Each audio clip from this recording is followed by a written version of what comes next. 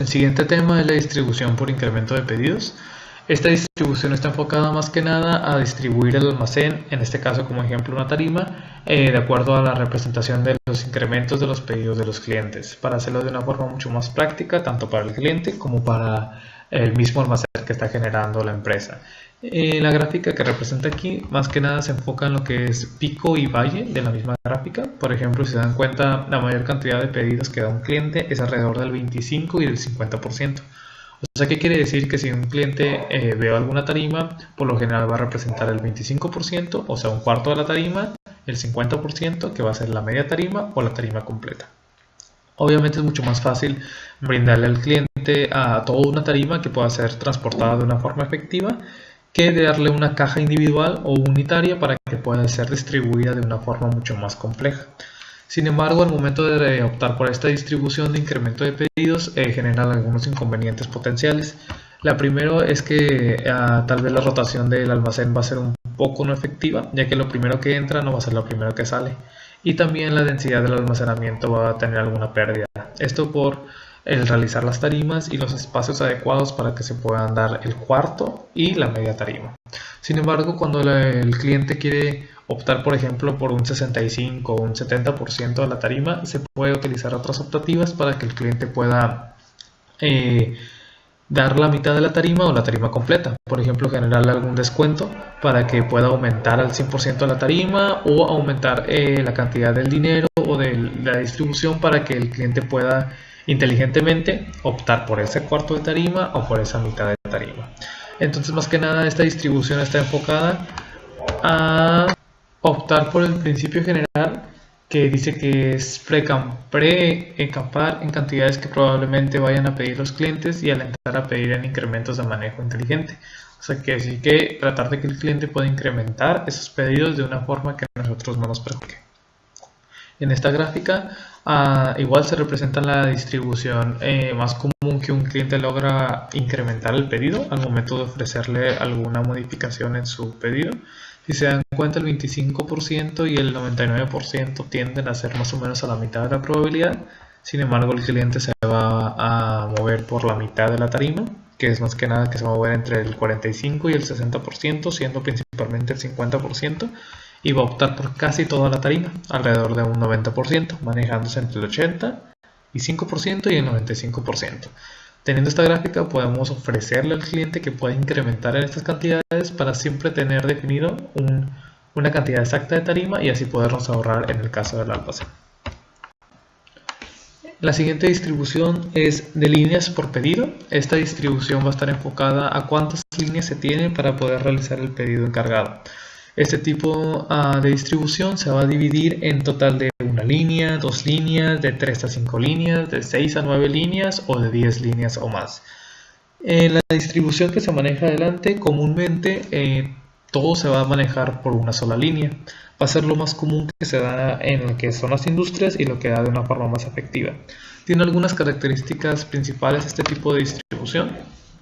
Primero, los que se manejan de una sola línea pueden ser pedidos atrasados, lo que quiere decir que se van a ser los más importantes a salir, y puede optar por manejar un cross-docking, que es más que nada el hecho de que no exista un almacén intermedio, sino que la cantidad del producto que va a salir va a ser la cantidad que se va a llevar al cliente sin un almacén que tenga el momento de los dos. El segundo punto que puede manejar la distribución de líneas por pedido va a ser que pueden ser pedidos pequeños o de emergencia, que igual van a obtener por tener mayor importancia en el momento de realizar. También otro punto que se puede manejar es que se puede dar de una forma unidimensional. O sea, que quiere decir que puede ser una misma línea que maneje de una forma en conjunto, y así puede tener un mayor control, por ejemplo, de los códigos de barra o de las características que pueda tener el producto. Sin embargo, esta distribución pues va a estar orientada principalmente a, como lo mencioné, en una sola línea. Si se dan cuenta, en las primeras 2 líneas sobresale lo que son los pedidos por caja fraccionada. Esos sobresalen por la caja completa. Sin embargo, conforme va avanzando, de 3 a 5 líneas, de 6 a 9 y de 10 o más, la caja completa es la que se opta por realizar. Esta distribución más que nada nos demuestra cómo se puede manejar el trabajo en línea y cómo es la mejor forma de poder realizarlo. La siguiente es un conjunto de las dos distribuciones anteriores, donde se va a manejar por línea y por volumen por pedido. Esto quiere decir que al momento de poder realizar la distribución y poder distribuir el almacén, se va a enfocar por líneas de familia y por volúmenes de familia. Lo que quiere decir que se va a poner de un lado izquierdo la cantidad de líneas que vamos a manejar para poder realizar el producto, y de un lado derecho la cantidad de volumen que nos genera en el espacio cuadrático que tenemos y aparte del momento de realizarlo. Por ejemplo, aquí en la gráfica, en la parte izquierda representa una línea de 2 a 5, de 6 a 9, 10 líneas o más, la cantidad de líneas que tenemos, el porcentaje de pedidos y el espacio total que maneja. De la parte de arriba tenemos la cantidad de espacio cúbico que nos va a manejar desde 0 hasta punto 1, desde punto 1 hasta punto 2, etc. hasta manejar el punto 20%. Aquí la cantidad de pedidos que se va a manejar. Entonces, por ejemplo, en el primer caso son 176 pedidos que va a generar alrededor de 0.1 metros cúbicos, así que un operador o una línea puede realizar este tipo de porcentaje. Entonces, más que nada, esta gráfica representa la cantidad de operadores que podemos utilizar en una línea y la cantidad de espacio que nos va a generar al formar esto. Adelante vamos a manejar los perfiles, que es lo que hemos estado viendo alrededor de la exposición. El primer perfil, que es el perfil por orden de compra, este va a incluir las mismas distribuciones que hemos manejado. Sin embargo, la única diferencia que tiene es que en este caso se trata de la actividad de entrada del almacén en vez de la actividad de salida. Este tipo de perfil se estructura por la línea de números de líneas, descripciones y cantidades. Y como repito, la única diferencia es que la orden de compra entre su almacén y el pedido del cliente sale de su almacén. Por el otro lado, el perfil por actividad por artículo se utiliza principalmente en el modo de almacenamiento, cuánto espacio y dónde se debe ubicar. Incluye los siguientes tipos de distribuciones, que es por popularidad, por cubicaje, movimiento y volumen, por popularidad y volumen, por pedido completado, por correlación de la demanda y por variabilidad de la demanda. El perfil por actividad se utiliza principalmente para el almacenamiento del artículo, el modo de almacenamiento que se le va a dar y el espacio que se le va a generar. Continuamos con la primera distribución, que es por popularidad del artículo. Esta distribución es también llamada como curva ABC o distribución de Pareto, y esta nos indica el porcentaje X de las preparaciones asociadas al porcentaje. Eso quiere decir que más que nada se va a enfocar al diagrama de Pareto utilizado en probabilidad y estadística, donde nos habla que cierta cantidad de productos que pueden llegar a ser la minoría nos va a representar el 70 o el 80% de las actividades que tenemos que realizar. De la siguiente gráfica nos demuestra de una forma clara los alineamientos que tenemos en las cajas y cómo en realidad cierta cantidad de productos nos va a generar todas las actividades que tenemos que realizar. Es una clásica distribución de popularidad que señala que el 10% más popular de los artículos nos va a representar el 70% de la actividad de preparación. El 50% más popular de los artículos representa el 90% de la actividad de preparación y así sucesivamente. Ya con este alineamiento podemos saber que la actividad A va a generar tanta cantidad de porcentajes, la actividad B nos va a generar tanto y la actividad C nos va a generar tanto hasta llegar a un 100%.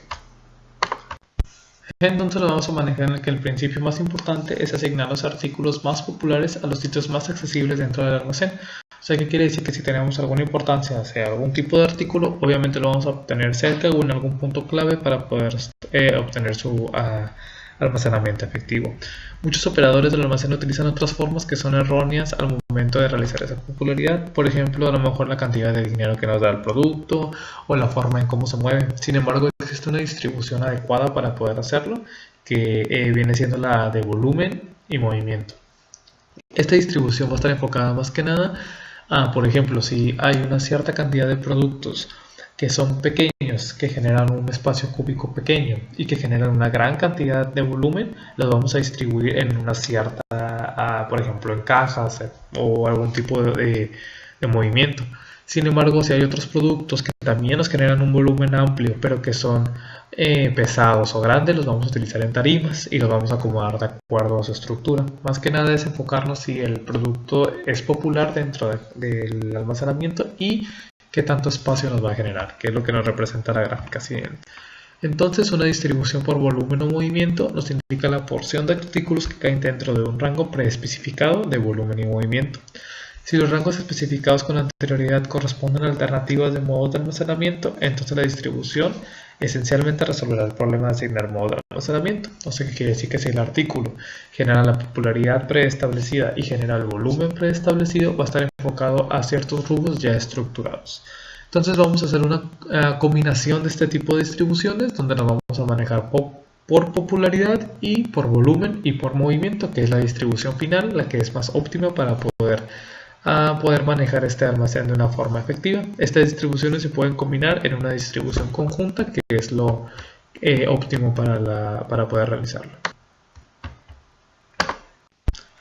Esto es un más que nada mapa para poder enfocarnos en cómo vamos a poder mover ese producto en el almacén. De un lado tenemos, del lado Y tenemos el volumen y el movimiento, que es la distribución que habíamos visto, y del lado X tenemos la popularidad, que es el otro tipo de distribución que manejamos. Entonces, conforme va aumentando la popularidad, el producto, si tiene un volumen, movimiento bajo, se va a almacenar en graveteros. Si sigue aumentando la popularidad y el volumen aumenta ligeramente, se va a dar en estanterías. Sin embargo, si la popularidad es mayor, se va a dar en carruseles. Estas dos se van a poder cambiar si es que el volumen y movimiento que genera el artículo va a ser muy alto, lo que quiere decir que se van a manejar en estantes de flujo. Así sucesivamente las industrias pueden generar cierto tipo de bases para poder manejar este tipo de artículos. La última distribución que hablaré va a ser por la distribución de artículo o pedido completado. Este tipo de distribución identifica pequeños grupos de artículos, los cuales comprenden grandes grupos de pedido. Los pequeños grupos pueden ser asignados a pequeñas zonas de llenado. Estos pedidos se caracterizan por tener mayor calidad, tienen mayor productividad y una tasa de procesamiento. Esta gráfica nos representa más que nada esta distribución, que en general nos representa que vamos a dividir el producto de acuerdo al, por ejemplo, el más popular, después el segundo más popular, después el tercero más popular y así sucesivamente. Va a ser un poco común a lo que es el diagrama de Pareto y nos va a representar que, por ejemplo, a lo mejor el producto de mayor popularidad nos va a representar la mayor cantidad de pedidos que podamos completar. Entonces, conforme vamos dando la popularidad, vamos a completar la cantidad de pedidos que queremos lograr y así podemos acomodar los operadores de acuerdo a cada una de las líneas. Entonces, en el ejemplo anterior denotamos que el 10% de los artículos pueden completar un 50% de los pedidos, que es más que nada lo que, como les mencioné, el diagrama de Pareto habla. Al entrar en un almacén identificamos que ese 10% se miró anteriormente y realizamos un almacén dentro del mismo almacén, que es uno de los temas que se habló en esta exposición.